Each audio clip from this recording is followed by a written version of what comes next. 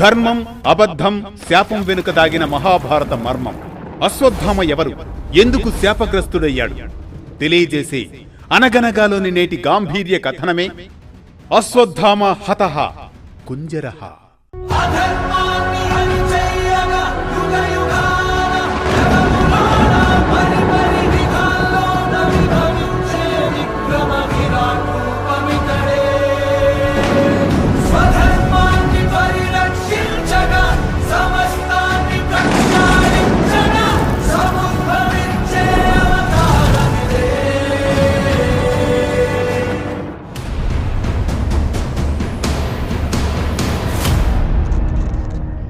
అనగనగా అది మహాభారత యుద్ధంలోని సమయం.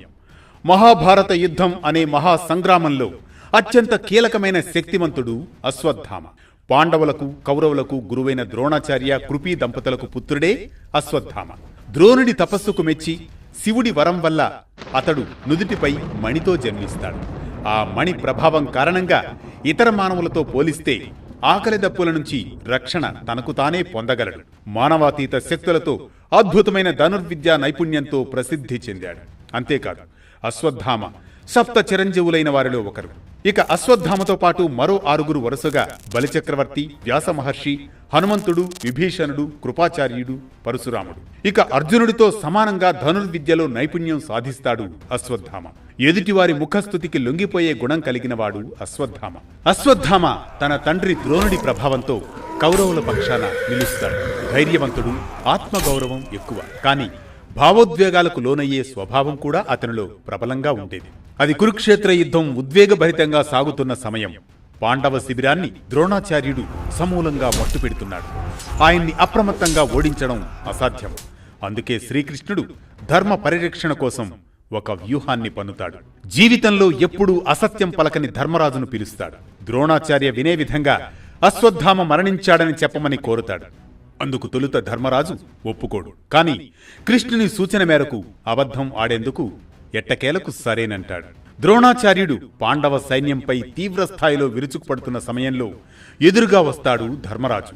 అశ్వత్థామ హతః అని గట్టిగా చెప్పి కుంజరః అని నెమ్మదిగా అంటాడు. తన కుమారుడు మరణించాడన్న భావనతో ద్రోణాచార్యుడు అస్త్ర సన్యాసం చేస్తాడు. ఆ అవకాశాన్ని అందుకున్న దృష్టద్యుమ్నుడు అతనిని సంహరిస్తాడు. ఈ సంఘటనే అశ్వత్థామ జీవితాన్ని పూర్తిగా మార్చివేసింది.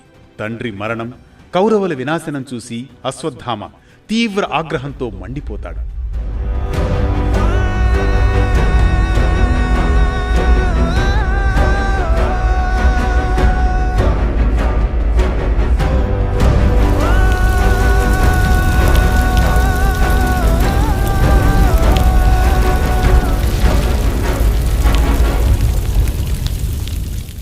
దుర్యోధనుడికి ఇచ్చిన మాట ప్రకారం పాండవులను సంహరించాలని ప్రతిజ్ఞ చేస్తాడు. రాత్రివేళ పాండవుల శిబిరంపై దాడి చేస్తాడు. కాని పొరపాటుతో ద్రౌపదీ పుత్రులు 5 ఉప పాండవులను హతమారుస్తాడు. కృష్ణుడు, పాండవులు అశ్వత్థామను వెంటాడినా అతడు వ్యాసాశ్రమానికి చేరుతాడు. కృష్ణుడితో కలిసి వ్యాసాశ్రమానికి కూడా వస్తారు పాండవులు. వారిని చూసిన అశ్వత్థామ క్రౌర్యంతో రగిలిపోతాడు. కోపంతో విచక్షణ కోల్పోయి తన తండ్రి అనుగ్రహించిన బ్రహ్మ శిరోనామకాస్త్రాన్ని అపాండవీయం అవుగాక అని ప్రయోగిస్తాడు. ఆ అస్త్ర శక్తి వల్ల భూమి మీద ఉన్న పాండవులు, వారి సంతతి మొత్తం నాశనమయ్యే ప్రమాదం ఉంది. కాని దాన్ని అడ్డుకోమని అర్జునుణ్ణి ఆదేశిస్తాడు శ్రీకృష్ణుడు. బ్రహ్మ శిరోనామకాస్త్రాన్ని అడ్డుకోవాలంటే అదే అస్త్రాన్ని ప్రతిగా ప్రయోగించాలి.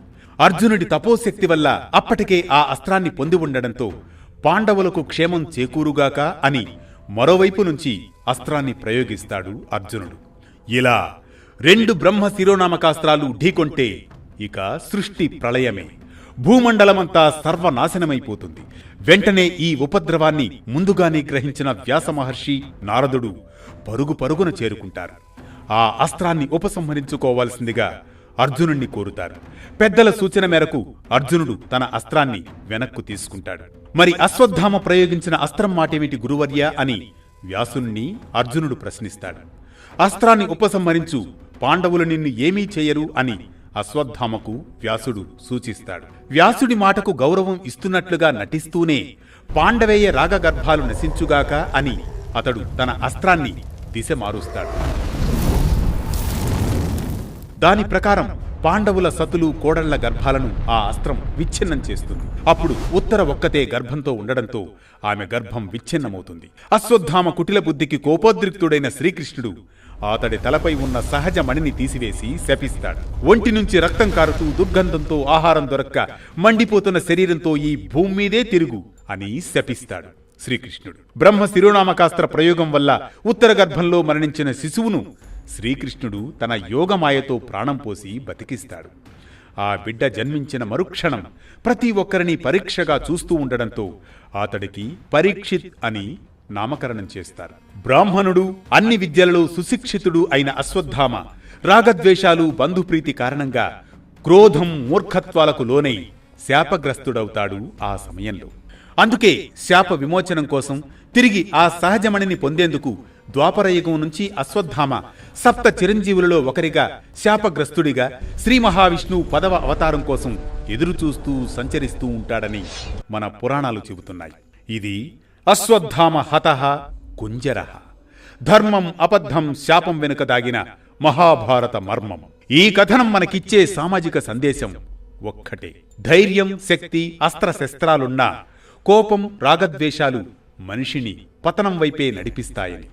శివ వరప్రసాదంతో జన్మించిన మహారుషి పుత్రుడైనా, అపార శక్తులు కలవాడైనా భావోద్వేగాలను అదుపు చేయలేకపోవడం వల్ల చిరంజీవిగా ఉన్నా శాపానికి గురయ్యాడని.